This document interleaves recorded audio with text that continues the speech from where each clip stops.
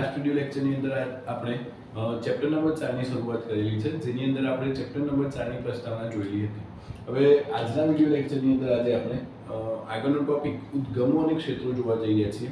આ ક્ષેત્રો વિશે આપણે ચર્ચા કરીએ તો આપણે એક ક્ષેત્ર જાણીએ છીએ વિદ્યુત ક્ષેત્ર, અને બીજા ક્ષેત્રની વાત કરીએ તો એ છે ચુંબકીય ક્ષેત્ર. તો આ વિદ્યુત ક્ષેત્ર અને ચુંબકીય ક્ષેત્ર વિશે આપણે માહિતી મેળવવાની છે. તો શું છે, પહેલા આપણે વિદ્યુત ક્ષેત્ર વિશે માહિતી મેળવીએ છીએ. ઓલરેડી આપણે ચેપ્ટર નંબર 1 ની અંદર વિદ્યુત ક્ષેત્ર વિશે ભણીને આવેલા છીએ. તો શું માહિતી છે આની? તો આપણે એવું જાણીએ છીએ કે સ્થિર કોઈ વિદ્યુત ભાર q ને લીધે વિદ્યુત ક્ષેત્ર ઉદ્ભવે છે, અથવા તો એવું કહી શકાય કે વિદ્યુત ક્ષેત્રનું ઉદ્ગમ કોણ છે? તો વિદ્યુત ભાર q છે, એવું પણ કહી શકાય. ધારો કે આપણે એવું જાણીએ છીએ કે +q વિદ્યુત ભાર હોય તો એનું વિદ્યુત ક્ષેત્ર બહારની તરફ હોય, એ જ રીતના -q વિદ્યુત ભાર છે તો એનું વિદ્યુત ક્ષેત્ર અંદરની તરફ હોય છે. ટૂંકમાં એવું કહી શકાય કે વિદ્યુત ક્ષેત્ર જે ખરું એનું ઉદ્ગમ કોણ છે? તો વિદ્યુત ભાર q છે. અહીંયા આગળ લખીએ તો વિદ્યુત ભાર q ને લીધે કોઈ r અંતર પર ઉદ્ભવતું વિદ્યુત ક્ષેત્ર આપણે શું લખી શકીએ છીએ? વિદ્યુત ક્ષેત્ર E બરાબર kq અંતર r². અને જો સદિશ સ્વરૂપે લખવું હોય તો આપણે પાછળ લખી શકીએ છીએ r કેરેટ. આના સિવાય આપણે લખી શકાય k ની જગ્યાએ લખી શકીએ છીએ 1/4πε0 q 1/4πε0 q r² r caret. આ ઓલરેડી આપણે ચેપ્ટર નંબર 1 ની અંદર ભણી આવેલા છીએ. ચલો હજુ આગળ ચર્ચા કરીએ તો કોઈ q વિદ્યુત ભારના વિદ્યુત ક્ષેત્રની અંદર જો કોઈ નાનો સ્મોલ q પરીક્ષણ વિદ્યુત ભાર મૂકવામાં આવે તો આ q વિદ્યુત ભારના વિદ્યુત ક્ષેત્રને લીધે તેના પર શું લાગે? આપણે જાણીએ છીએ એ q વિદ્યુત ભારના કારણે આ સ્મોલ q પર આંતરક્રિયા થાય, એટલે કે તેના પર બળ લાગે. અને એ બળ કેટલું હોય તો આપણે જાણીએ છીએ તો F બરાબર q E જેટલું બળ આપણે જાણીએ છીએ કે આટલું બળ અહીંયા લાગે છે. આપણે ઓલરેડી ભણીને આવેલા છીએ. ચલો હજુ આગળ ચર્ચા કરીએ કે અવકાશમાં દરેક બિંદુએ વિદ્યુત ક્ષેત્ર એ સમય સાથે બદલાય છે. એટલે કે વિદ્યુત ક્ષેત્ર એ સમયનું વિધેય છે. આ શું કહેવા માંગે છે કે ધારો કે આ અવકાશ છે, કોઈ સ્પેસ છે, તો એની અંદર આપણે આ +q વિદ્યુત ભારની વાત કરીએ તો વિદ્યુત ક્ષેત્ર આપણે જાણીએ છીએ કે આ રીતનું ધીમે ધીમે વધે. તો ધારો કે આ બિંદુએ, આ p બિંદુએ t બરાબર 1 સેકન્ડે પહોંચ્યું તો આ q બિંદુ સુધી પહોંચતા એને થોડોક સમય લાગશે.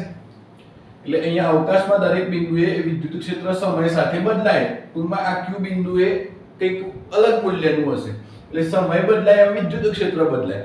એનો મતલબ એવો થયો કે આ વિદ્યુત ક્ષેત્ર જે ખરું એ સમયનું વિધેય છે, સમય પર આધારિત છે. ત્યારબાદ આપણે લખી શકીએ છીએ કે વિદ્યુત ક્ષેત્ર એ તત્કાલ ઉદ્ભવતું નથી. વિદ્યુત ક્ષેત્ર એ તરત જ ઉદ્ભવતું નથી, તે વહન થવામાં થોડોક સમય લાગે છે.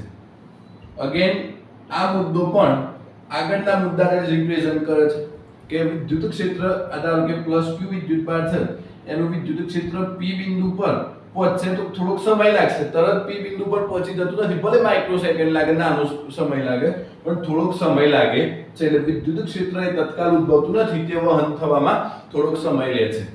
ત્યારબાદ આપણે એવું લખી શકીએ, અથવા તો અહીંયા આપણે જાણીએ જ છીએ કે આ વિદ્યુત ક્ષેત્ર જે ખરું એ કેવું ક્ષેત્ર છે? સદિશ ક્ષેત્ર છે. વિદ્યુત ક્ષેત્ર એ સદિશ ક્ષેત્ર છે, અથવા સદિશ ભૌતિક રાશિ છે એવું પણ કહી શકો, જેને સદિશ E અને અહીંયા અંતર સાથે આપણે જાણીએ છીએ અંતર બદલાશે વિદ્યુત ક્ષેત્ર બદલાય, એટલે સદિશ ER વડે દર્શાવી શકાય. બરોબર છે? એટલે આ એક મુદ્દો યાદ રાખજો. ચલો, વિદ્યુત ક્ષેત્ર એ ઊર્જા અને વેગમાનનું વહન કરે છે. વિદ્યુત ક્ષેત્ર પોતાની સાથે ઊર્જા અને વેગમાન આગળ લઈને વહન કરે છે.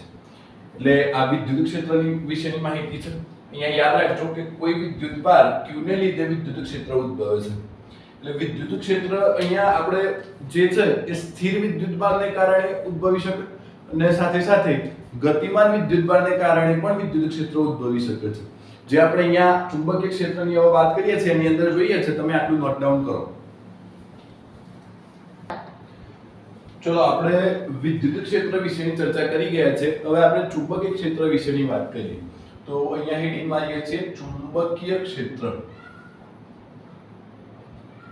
તો યાદ રાખો, આપણે એવું ભણ્યા કે વિદ્યુત ભારને કારણે વિદ્યુત ક્ષેત્ર ઉદ્ભવે છે. તો અહીંયા પહેલો મુદ્દો આપણે એવું લખીશું કે સ્થિર વિદ્યુત ભાર q ને લીધે માત્ર વિદ્યુત ક્ષેત્ર ઉદ્ભવે છે. પરંતુ આ યાદ રાખજો, ખૂબ જ અગત્યની બાબત છે. આપણે પ્રસ્તાવનામાં ઓસ્ટ્રેલિયાના પ્રયોગમાં પણ જોઈ ગયેલા છીએ. પરંતુ ગતિમાન વિદ્યુત ભાર એટલે આપણે એને કહી શકીએ વિદ્યુત પ્રવાહ. ગતિમાન વિદ્યુત ભાર એટલે કે વિદ્યુત પ્રવાહને લીધે વિદ્યુત ક્ષેત્ર તો ઉદ્ભવે છે, વિદ્યુત ક્ષેત્ર સાથે ચુંબકીય ક્ષેત્ર પણ ઉદ્ભવે છે.